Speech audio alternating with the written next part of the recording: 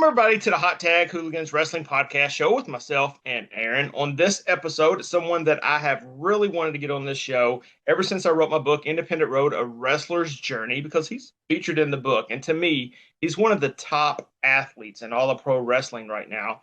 It's Brayden Lee. How's it going? Thank you for a very kind introduction. I am doing well. How are you guys? Doing Doing good. pretty good so far. We've got the holidays coming up. A lot of things are kind of moving and going in our lives. But for you, we're about to see the re-debut, I would say, of you. You're coming off an injury, unfortunately, that happened back in August, where you suffered a separated shoulder and you broke your foot. So how is that recovery going? Yeah, it's going really well, I would say. It was the timeline was a little uncertain, but I got a diagnosis and they gave me the like a minimum time and a maximum time, and my thought was kind of not to rush it back or try to hurry back. Just want to take my time, make sure I'm taking care of my body, because I think the longer I'm around wrestling, the more I realize I want to do it for a really long time. So uh, better to be safe than sorry right now. So it was kind of like just take the few extra weeks just to make sure we're good to go. And but recovery is going pretty smooth. So All right, and I did mention that it's the re-debut, and on November 26th for Emerge, you're going to be in a triple threat match against Daniel Eads and PB Smooth. So your thoughts going into that as your first kind of match back? yeah, I think I think I wouldn't have it any other way, truthfully, because you as like a competitor. I mean, one being like the interim champion and another just as a competitor, you want to get back in with the you want to jump right back in with the dogs. So I'm going up against not only two of the best but two of the biggest guys that Emerge has on their roster. So I just wouldn't have it any other way, truthfully. So I'm real excited about it. Now, are you doing anything special as far as the healing process and training to come back so that you are stronger and ready to take on competitors and not get hurt? Anything special there? Um, I think for me, I tried. I've always kind of had a tough guy mentality throughout my life. I've kind of tried to dump that attitude a little bit, and honestly, it's helped a lot. So, kind of like I said, with not like rushing it or anything like that, I believe in like pushing myself, but if I was experiencing pain or discomfort, I wouldn't keep going, which is something that younger me probably would have done just because I had like the ego or whatever. But now it's more about getting getting back healthy is like more important to me than I guess like getting that weight up or making sure I can do like whatever thing. So I wouldn't really say it's like anything special other than just uh checking in with myself, being mindful more or less. That's kind of how I try to approach it. So Now, they always say that there's not a good time to ever have an injury, but for you, perhaps there was, because during this injury, you were able to purchase a new home. You were able to finally get married as well. So, talk to me about that. Was that kind of a blessing where you didn't have to worry about the extracurriculars of pro wrestling and was able to focus on that? yeah, actually, funny enough, that was literally my attitude. How you just said it was literally how I took it. So and I maybe this is like tooting my horn, not trying to, but I actually started a new career at that time too. So like within at the start of August, I had a new career outside of wrestling.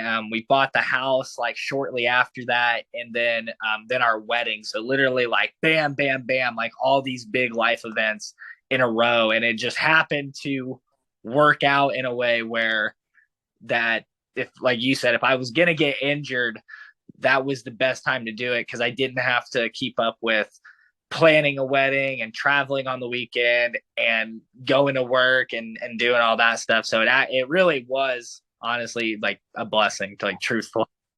Now, how much of that wedding were you able to actually contribute to the planning to? All of it, of course, right? I planned every single detail.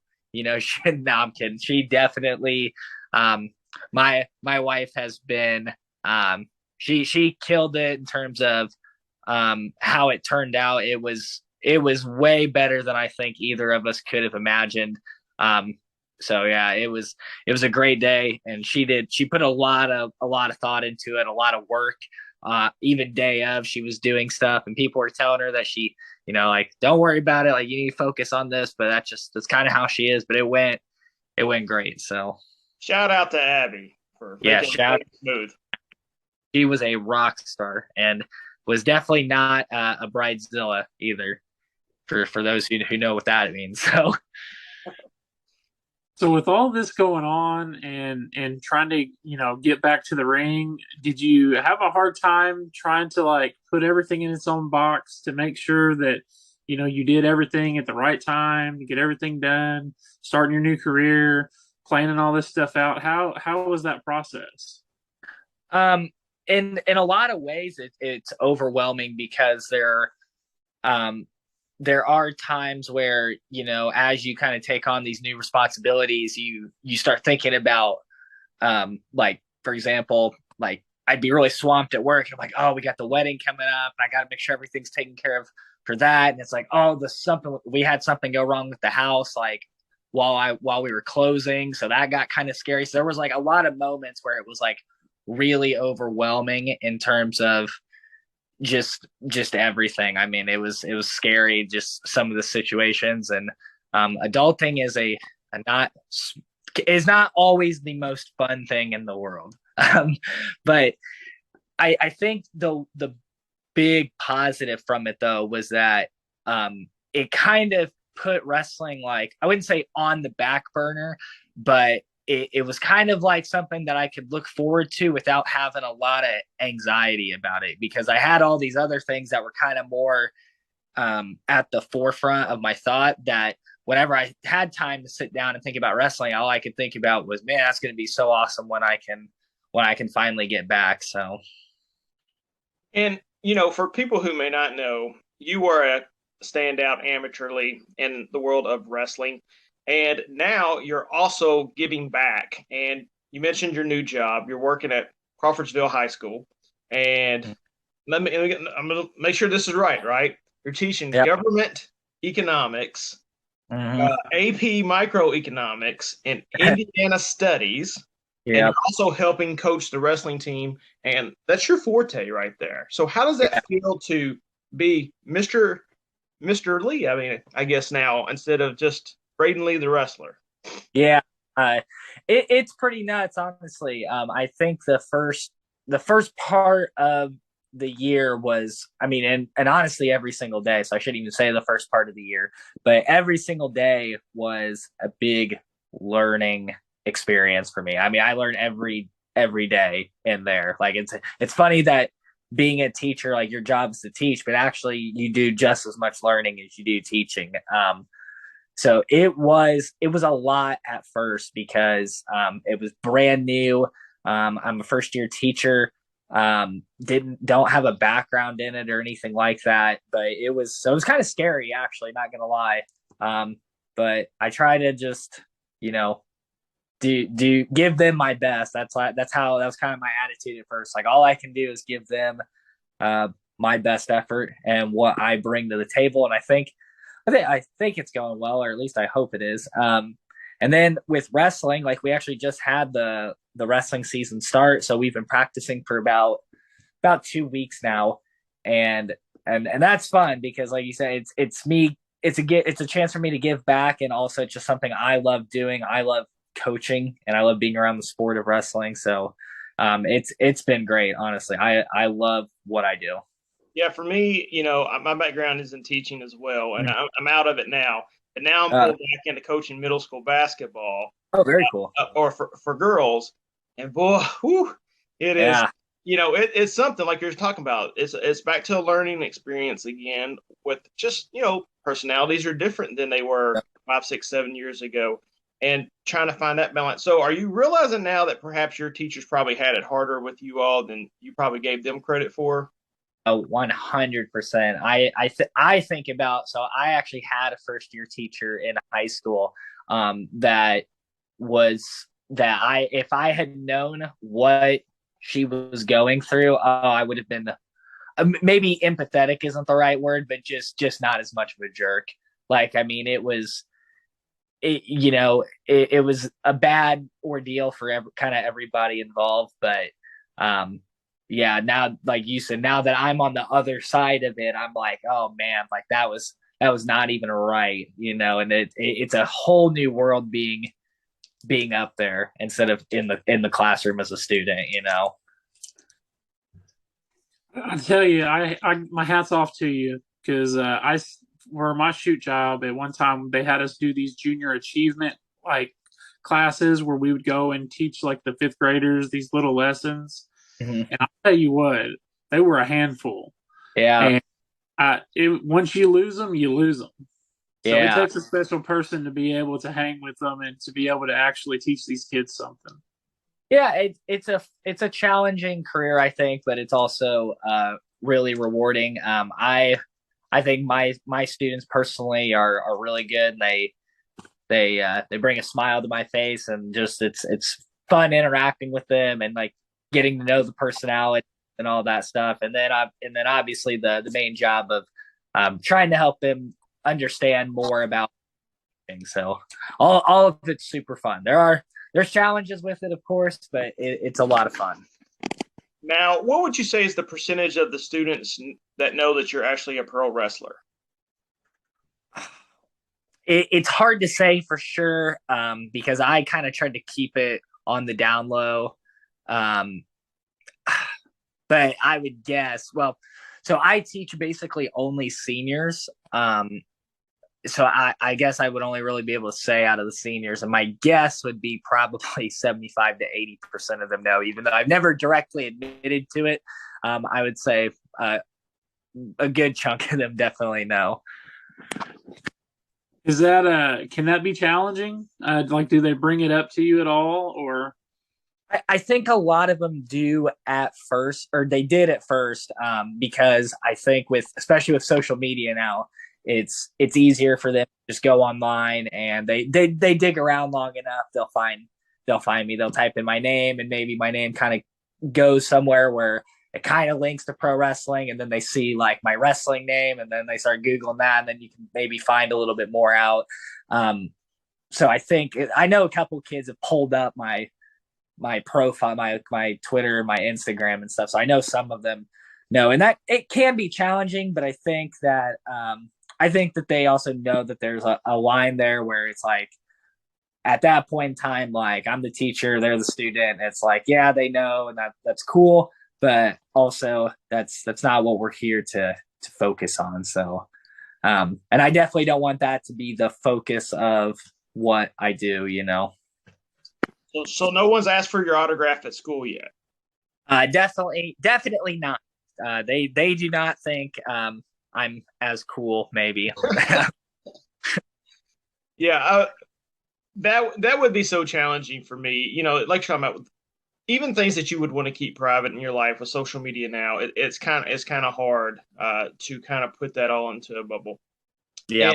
And then whenever even if you weren't a pro wrestler, your college career plus your high school amateur career, makes you someone that they can also Google. It's very easy to Google you and then find out all your statistics. So on the wrestling side of that, how has your wrestling team responded to you, knowing that you pretty well know what you're talking about?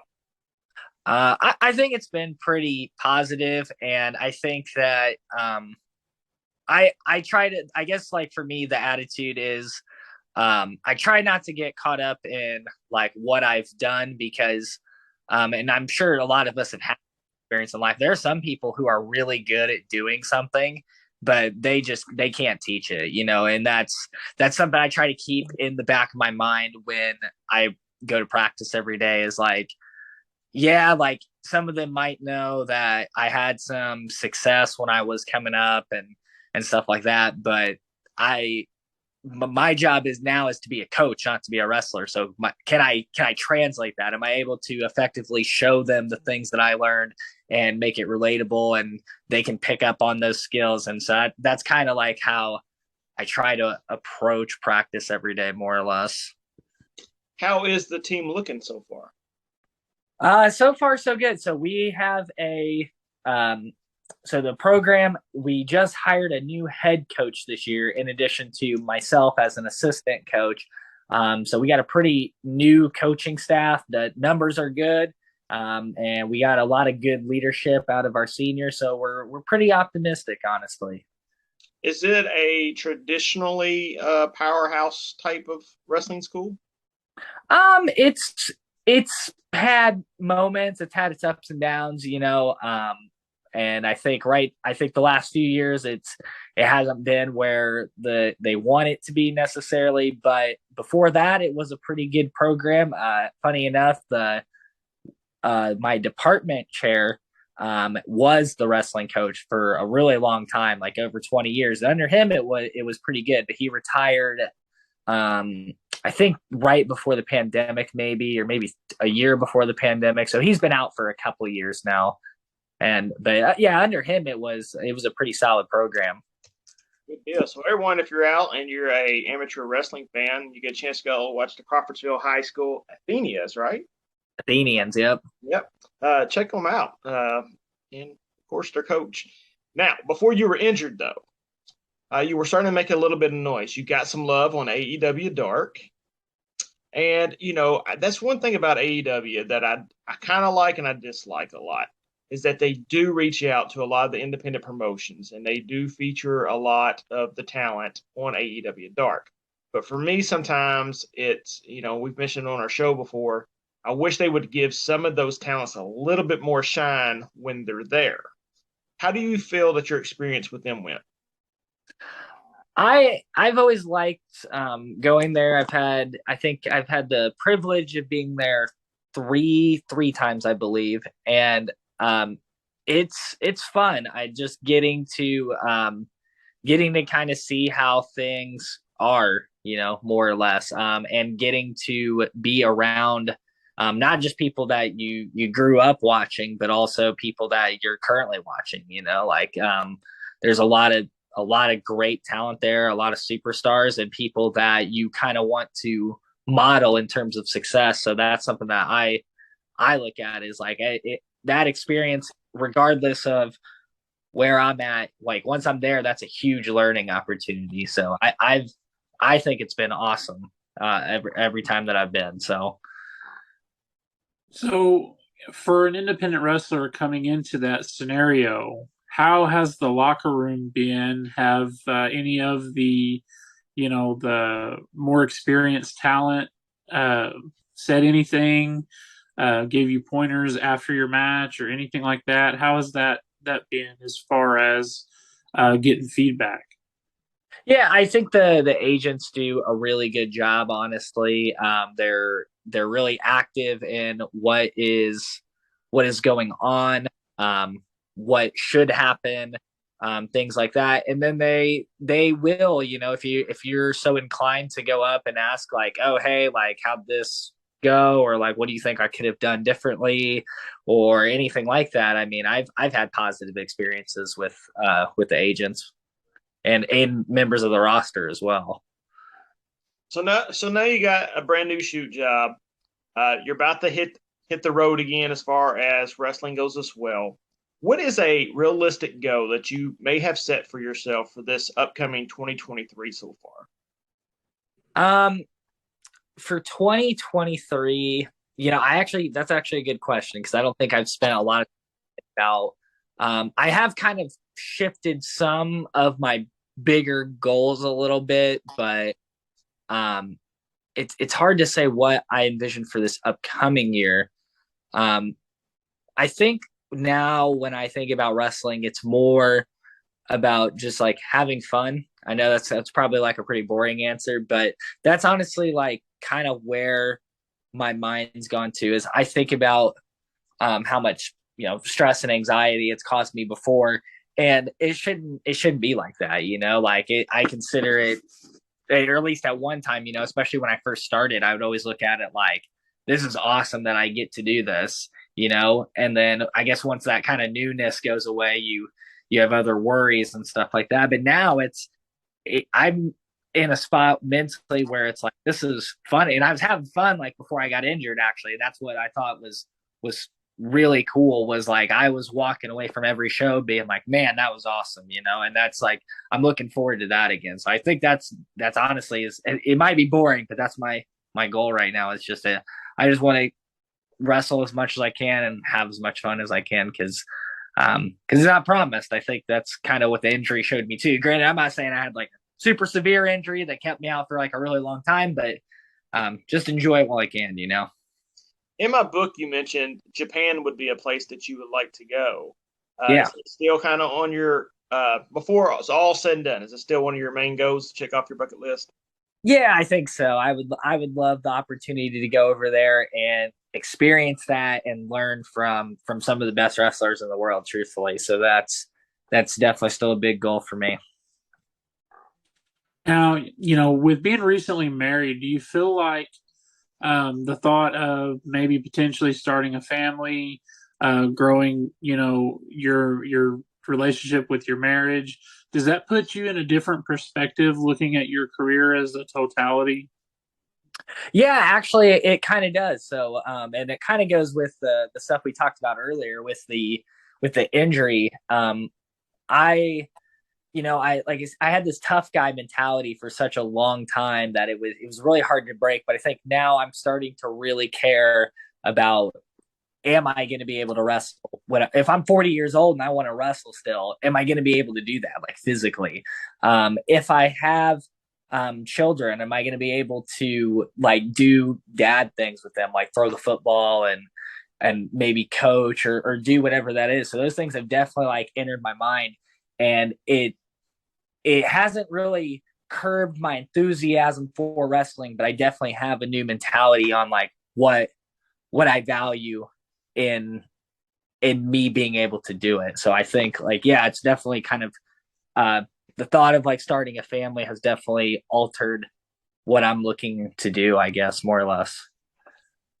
There's always been a lot of talk about pro wrestling needing an off season, maybe a Mm-hmm. 2 month off season. What are your thoughts on that? I think that I think it's one of those things that's hard because the world doesn't stop, I guess, more or less, and the fans are always going to want pro wrestling all the time. And I think that, and I think personally for me, I've actually talked with a few other wrestlers who've kind of talked about that idea.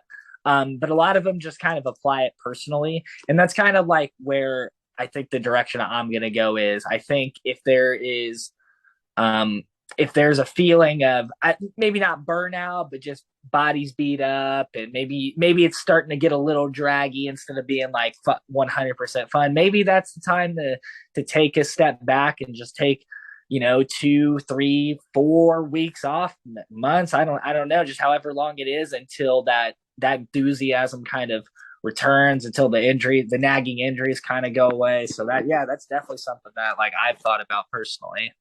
You mentioned throwing the football, and before I want to let you go, I want to talk about your Broncos for a second. Um, because I know you're a Broncos fan, and this season can't be going the way that you had hoped whenever they got Russell Wilson.